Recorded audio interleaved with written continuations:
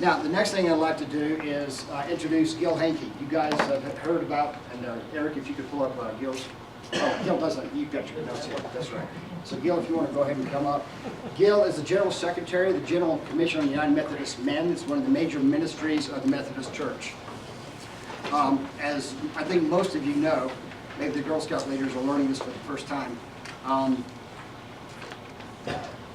The Methodist men are responsible for managing all our youth ministries. You know, Girl Scouts, Boy Scouts, Big Brothers, Big Sisters, and Campfire.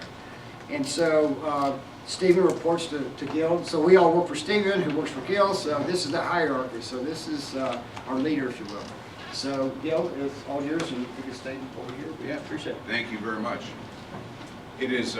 It's really great to be with you, and I want to add my welcome to those who've never been here before. Actually, it's my first trip here, but I've been to some other BSA places in my history. I went to Scout camp at a camp that's no longer there. It was on the Chesapeake Bay in Virginia when I was a Boy Scout. I've been on staff at our booth at the Jamboree at AP Hill and twice at the Summit. I've been to 2 different meetings at Sea Base, which is a wonderful place to go once you get there. If you've all been there, you know it's, gee, more road and more road and more water. So that works. And I've been on staff at the National Jamboree for 2 of the summits. And I enjoyed taking my son around as he was working to earn his Eagle Scout, which he did, and now works for BSA. There's an early partnership that we talk about when we're talking about 100 years of ministry, and that was in 1920. And at that time, Scouting Ministry was assigned to some other things other than where it is now. They all had different names, different boards, and evolved and evolved and evolved as splits took place in the Methodist movement and additions took place in the Methodist movement. But you'll hear more about those really deep roots later. But Scouting has long been supported by the, as you so perfectly said, by the men of the church, and they're interested not just in boys, but also helping with that movement however it takes place. I think the changes that we've experienced recently with our relationship with BSA just reflect the times we're in. We stood by BSA when they were exploring some changes due to some questions about human sexuality and about adding girls to programs and all the other things they did. And we're standing, I wouldn't say we're standing with them, but we're standing near them today with the bankruptcy, and we can see a way forward as a partner for another 100 years. We've had Stephen and I have had some very hard conversations with folks at BSA in the last couple months. And I appreciate his skill, and I think we work well together. And so it's been a difficult several months, and we'll talk more about that as we go, as we need to. I just want you to understand this crazy thing called the General Commission on United Methodist Men. We became a commission in 1996. The scouting program and the men's ministry program before that was in the Board of Discipleship. Board of Discipleship had a small, intimate board of 60 people from around the world. And we were always last on the agenda. And more times than not, after their board meeting, we would ask, well, the things that we put in, did they pass? And they said, no, we never got to them. And that became kind of problematic. So in 1996, we decided, with the help of some of our other men's ministries, that we would try to start something different. And I happened to be at that. It was the first general conference that I was there as a delegate, and I know this is hard to believe that in 1996 I looked younger, but I did. And so they wanted a young guy to go up on the podium and introduce this and do the debate. And so that got to be me. So it's been an interesting journey for us. We have a 20-member board. It is an international board. We have 3 international members, one from Europe, one from Africa, and one from the Philippines. We have clergy of different ethnicity and different genders. We have persons from the Philippines, from Europe, and we'll have a new person from Africa when General Conference comes around again. When you know that's going to happen, please call me. I think it'd be helpful. This week, I'm pleased to tell you that there are 3 board members who are here and are members of this training, and they are Ryan Park, Susan Lawyer, and a returning board member, Reverend Dr. Scott Pickering.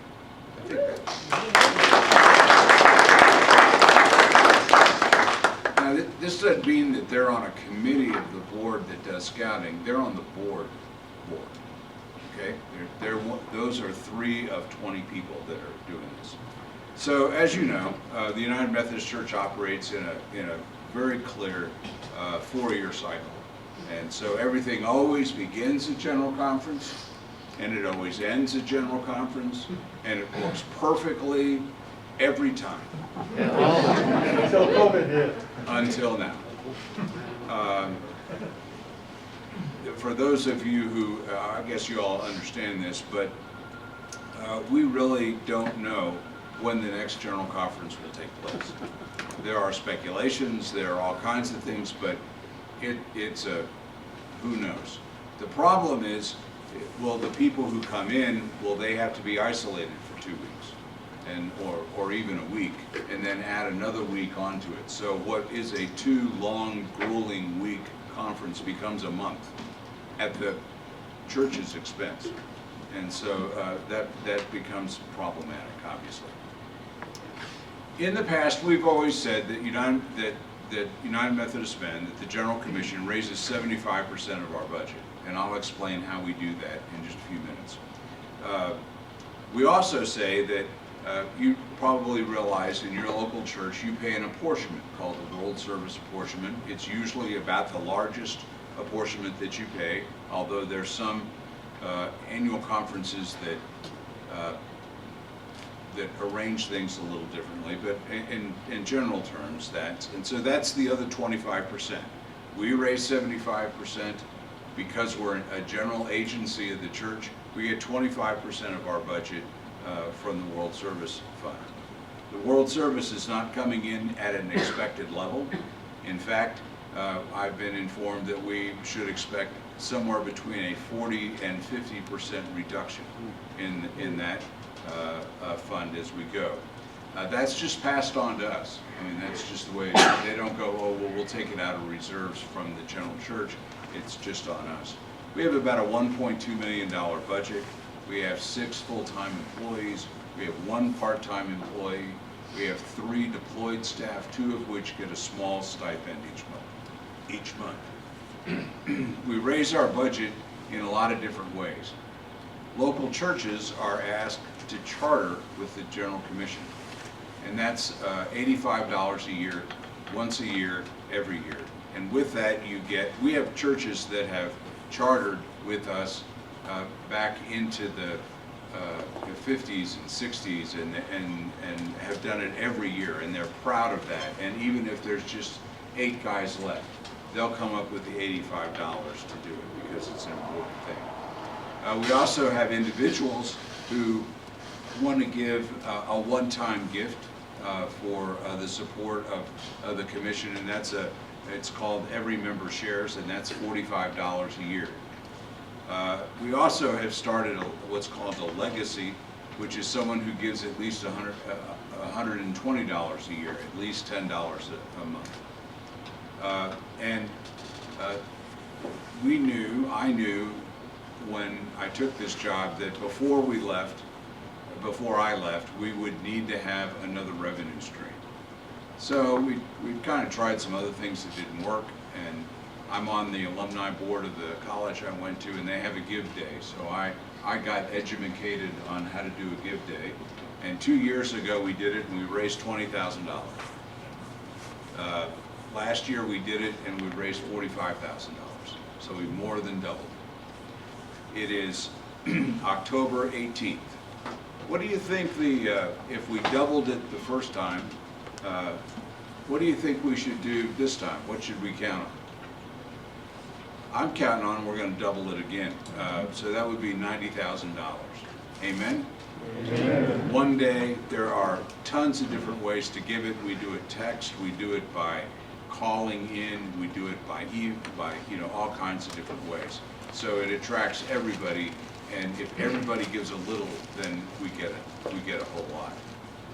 We also get a large portion of our funding through the United Methodist Men Foundation.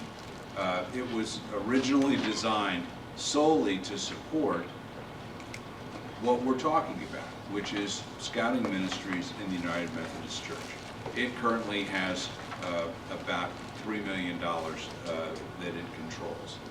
So this shortfall that we've experienced in EMS and legacy and charters, and the shortfall we've had in world service, I had to do something a couple months ago that I never wanted to do, and that was eliminate a position. So for those of you who have called our office and talked to Mark Stowe, a wonderful member of our board, of our staff for over 20 years, his position was eliminated. He was given an excellent severance package and is now in full retirement because he had that time. But it broke my heart. On the back table, there are kind of a fan of brochures. Take them all. There's enough, I think, for you to grab those. Is that right, Steve? I think so, close. So if you already have them, don't take them. But if you don't grab the stack. Yeah, but just grab the stack. And many of them have two in them of the same kind. And that's one for you and one for you to give somebody else and say, hey, we need to do this. I'm doing it, why don't you join me in it? So what are some of the takeaways? Scouting is for kids of all skills and all abilities because it's a ministry. Amen? Amen. Even when the UMC's calendar is undone and BSA is going through bankruptcy and the United Methodist Church Scouting Program is still a national leader. When all that's going on, all the stuff that's going on with the church, all the stuff that's going on with BSA, we're still a national leader. And why is that? Because we're a ministry. Scouting's link to the United Methodist Church goes through the commission. I signed the letter of understanding about a couple weeks after I took this job. I was glad to do that because I see it as a ministry. We have agreements with the Girl Scouts of America, with Campfire, with Big Brothers Big Sisters, and those are evolving and expanding, and we're excited about that. And why are we excited about it? Because it's a ministry. Our commission is funded by local churches, United Methodist men's groups.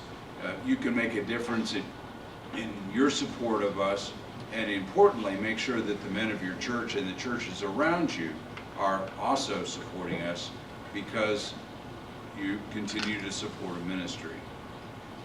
Both BSA and the commission, well, actually, all three, BSA, the commission, and the United Methodist Church have challenges. Amen? Amen. All will survive. Why? Because this is a ministry. It's as simple as that. So the church I go to, a small membership church without any youth, can have youth because we do scouting, because we do it as a ministry to the kids in the community. It is a ministry. It's not, we just let them use our building. How am I doing? Got more time? All right. If it's all right with you, I'd like to quickly share some personal information that helps me help you with what we do. Is that all right? Yeah. This is stuff nobody in this room knows, so that's all right. It's some family history and dynamics. My dad was a mechanical engineer for the Navy Department. I grew up just outside of DC. He loved math and science. I have two wonderful brothers, Myron and Jay. They're both very talented in many ways.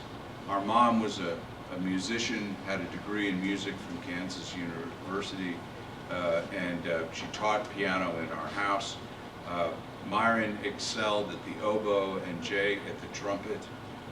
They both took accelerated courses in high school. They're both brilliant. Myron is a celebrated high school science teacher. Jay is a retired pastor, a retired DS in the Virginia Conference, and I am not like my brothers in several ways. I'm 6 years younger than Myron, 4 years younger than Jay. At one time in my life, I had brown hair. At one time, it covered my whole head. Myron and Jay were blonde. I read slowly and painfully. I hated math. I enjoyed Algebra 1 in high school so much that I took it again. I really didn't ever care what X was. If I was evaluated under today's standards, I would have been diagnosed as having learning disability. I had a good speaking voice and singing voice, but I failed at the piano, and Mom was my teacher. I failed at the clarinet, which Myron had started with. I taught myself to play tenor guitar, but that's another story. But the music director at the school called my mom and said, "Helen, Gil is not Myron or Jay. You know, he's miserable." And so I didn't pursue that. But it was obvious even to my classmates. When I was in elementary school, we had a lot of substitute teachers because the teacher that originally started had been injured. And so I was the class clown.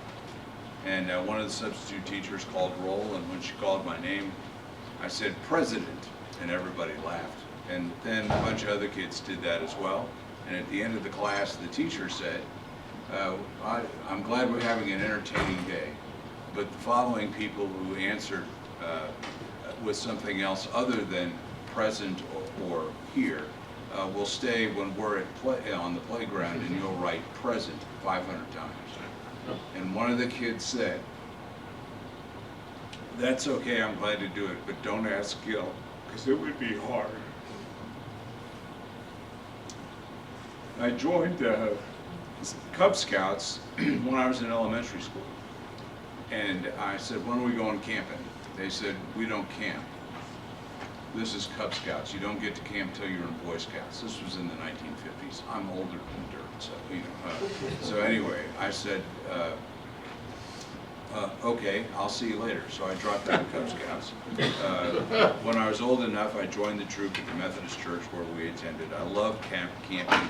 We actually camped by the CIA headquarters in Langley because they have lots of land around the property, you know. And the sign going to it was Bureau of Public Roads because they didn't want anybody to know that the CIA was there. And we camped at the Falls of the Potomac. I couldn't pass first class because there was a requirement for Morse code, which didn't make any sense to me, and semaphore, which made even less sense because you send it one way and read it the next, and my learning disability just wasn't going to work. So Mr. McDowell, who was my scout master, said, "I think you can teach stuff, Gil, and you know how to safely use a knife and how to do an axe, a hand axe. So forget about all these other things. Stay here, and I want you to teach every kid in the troop how to do that safely and get a totem chip award." And so that's what I did. And I stayed there for a while longer. And because he gave me something that he knew I could do. I was accepted at Lynchburg College. I majored in speech and drama because that was something I could do. Math and Spanish were tough, but I got through it. I graduated with a BA, took a summer job at a Girl Scout camp as a handyman, also in Virginia. I graduated, and 2 days after graduation, I got a notice that I had been selected to join the Army. And so I enlisted. I trained medics that worked on drug and alcohol and psychiatric units. I got out 3 years later. I went to grad school at Southwest Texas and got a degree, a master's in education in speech pathology and special education. So I worked with kids that had the same problems that I did in many ways. So we lived in several places in Texas, and after being married about 10 or 12 years, Carl came along. Scouting started at our church when the men of the church walked past the nursery and looked in and said, "What the heck are we going to do with all these boys?" One of those was Ray Stoner, who was an Eagle Scout, and he led the way, and we started a wonderful scouting program. The first year Tiger Cubs was experimented with, I was Carl's Tiger Cub coach. He graduated from Stephen F. Austin with a degree in communications. He began his career in Boy Scouts at Shreveport in Tyler, and then Shreveport, and now is the Director of Support Services at the Last Frontier Council in Oklahoma City. And I'm the COR of a small Cub pack at our small membership church. So why did I want to tell you all this? Because scouting gave me an outlet that I needed, even when I presented with some learning differences. Scouting was fun, and I loved being with Carl at the beginning of his journey and seeing him finish strong. I've also seen the impact others have had on my son, and my son has had on other people because of his experience in scouting. And I also found a wonderful link between Carl and his grandfather, my dad, who was dying and wanted to make sure that Carl got his eagle, and he did.